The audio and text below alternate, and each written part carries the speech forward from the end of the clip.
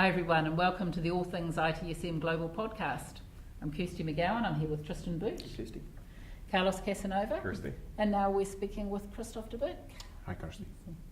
Welcome. So, Christophe, thanks for joining us, and thanks for I guess you're a first-time presenter at the conference here this year. You've been in New Zealand for 18 months from coming over to join us from Belgium. So, I'm not talking about beer or chocolates. We won't do that. I think what I'm going to ask you about is Lean. You spoke to us this morning session around. I believe it was to lean or not to lean. It's no longer a question. That's right. And just sort of be interested in sort of your experience and how you got to actually being interested in this in this sort of side of it, because I think it's a very topical interest for a lot of people at the moment.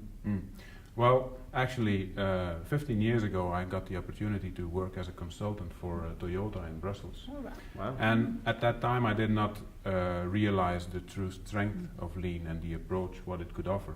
And while a lot of other people were using techniques and tools, it did not make a lot of sense to me because I was trained in ITIL. I had the foundation certificate, and that was it. But then during the last 15 years, when I was doing other consultancy work, I got to refer back to the techniques that were used at the time, and then I got interested into the wider context of Lean, where it came from, how people applied it. And then I have to say, even without an environment large transformation, these tools still make sense. They do make your life easier.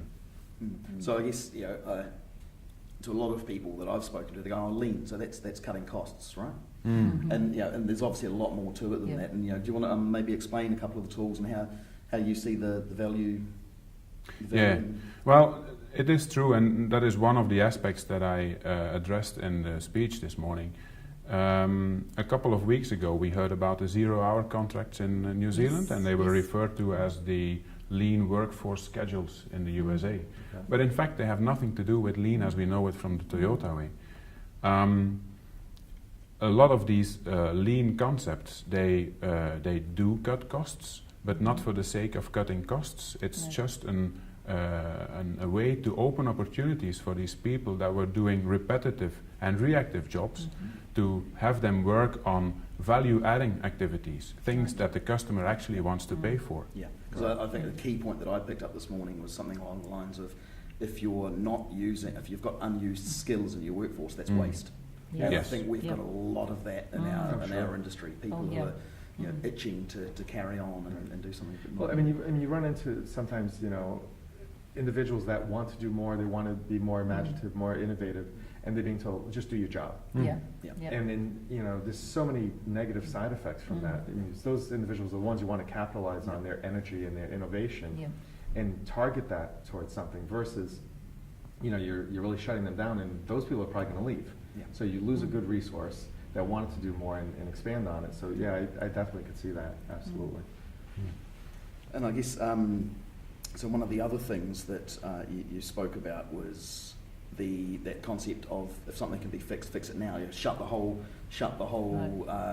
production line down and fix the defect, which is something that I don't think we're very good again in IT or in service management. It's like, we'll get the next person to do that. Oh, it's a problem. It's we'll open a problem ticket for that.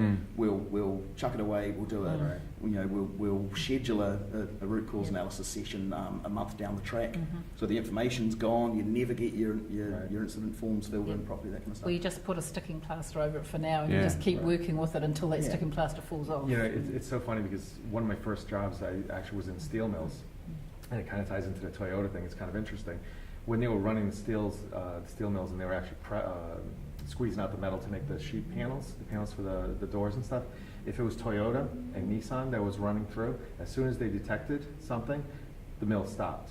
They found the defect, they figure out where it was, fix the mill, and then continue on. If it was other manufacturers, they would keep running, they would look for the thing, and then they would go and fix it. But all of that material that ran through would just stay through. Right? No, it wasn't lost. They actually let it go. Oh. They let it go into production, but then they fixed it from there forward. Versus the quality control and that we're not going to waste that. And it was Toyota, and it was Nissan, it was a couple of those. So vehicles.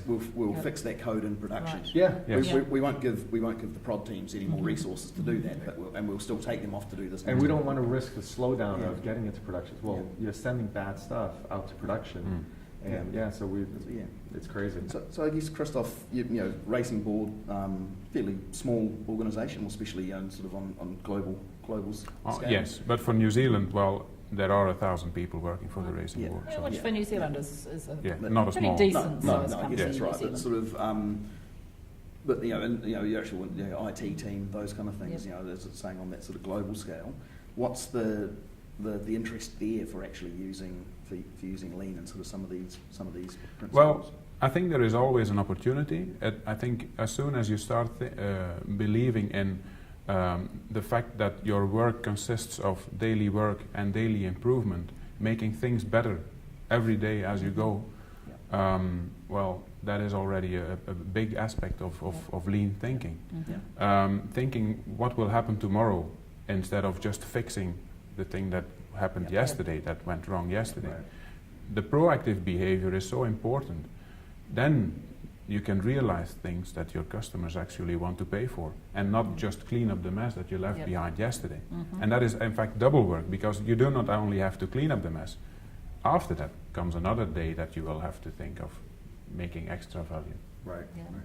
And I'm not saying, well, I don't think the Racing Board is an example of this, but I do believe that slowly a number of these concepts, aspects, principles find their way. Yeah, and I think that's the key. I mean, somebody like yourself who's actually, has the interest and the passion for this, who can actually introduce those simple tools and all that concept of daily work and daily improvement, rather than sort of we'll let our continual service improvement guide deal with that. Right. Yeah. Everybody's got responsibility. That's next year's project. We'll fix that next year. And that then subtly changes the culture of the organisation. Oh, sure. Yeah, Sure. I mean, you see it all the time, right? You see people that are stuck in that situation. They know something's wrong. It's not efficient, and they just get ground down to the point that they become submissive to it as well, and then they lose the passion to do it, and then the whole organization, and it really becomes infectious. Yeah. Why should I bother when the other ones aren't? So Exactly. it's not a good situation. It's not all about process. It's also about attitude. Absolutely. And that is what makes up the culture, right? People have to find pride in their jobs. Yes. They have to be made responsible for the work that they do. And that is a dialogue. It's a communication that goes in two ways. I mean, top down and bottom up. Yep. But as soon as people find this pride, well, they will have a better performance. They will look after higher quality. Right. Yeah, it's kind of sad. I mean, obviously we all do, we work to pay the bills and all that good stuff, right? But you're absolutely right. You can, if you increase someone's salary by, 5%, that wouldn't have nearly the impact on them versus them really caring about their job and liking what they're doing. And they would gladly give up that 5%, not actually give it back because we're not like that. But it's in place of the 5% gain, if they were happy with their job, they wouldn't be looking for the 5%. That's right. And they wouldn't move jobs. Yeah. And I think we lose that sight all the time. Oh, you know what? They're just not happy. Give them a raise. Yes. It's like, no, I'm just not happy.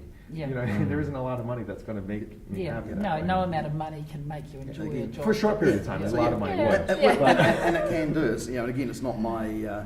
It's not my line, but you pay enough to take it off the table, and then give people that motivation in other ways, and give them the tools and value them in their roles. Yeah, if people feel there's a sense of ownership in what they're producing, the pride comes, and with the pride comes, I want to improve this daily, and then in the end, the organization wins anyway. They win. The individuals are happy, and I think we lose track of that people component there, and really promote that, versus shutting it down a lot of times, which is pretty sad. And that's also the aspect that, for example, these lean workforce schedules, they do not cover. They think of the people as, well, disposable. Yeah. And they are just means, but actually you should encourage them to take the ownership. We've got a long way to come. Oh, absolutely. Lots of opportunities. That's lots of opportunities. We're going to be positive. Yes, There's lots of opportunities to fix. That's right.